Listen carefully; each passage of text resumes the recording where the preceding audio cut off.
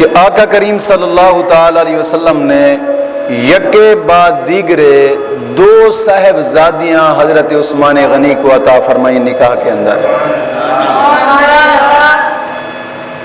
حضور کی 4 صاحبزادیاں تھیں،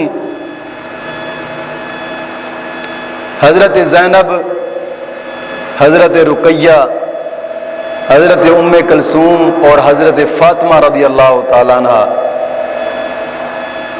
4 صاحبزادیاں تھیں حضور کی۔ جب حضرت رقیہ کی شادی ہوئی حضرت عثمان غنی رضی اللہ تعالیٰ عنہ کے ساتھ، کچھ وقت گزرا، حضرت رقیہ کا انتقال ہوا۔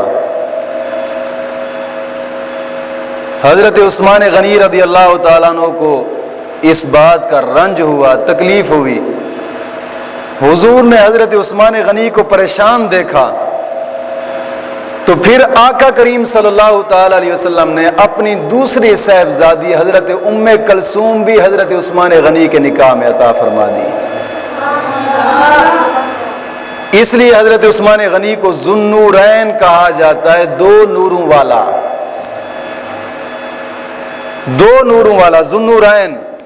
کیا مطلب کہ 2 نور حضرت عثمان غنی کے نکاح میں تھی۔ اب بات سوچنے والی یہ ہے کہ جو لوگ کہتے ہیں کہ حضور نور نہیں ہے، وہ بھی کہتے ہیں حضرت عثمان غنی ذو النورین،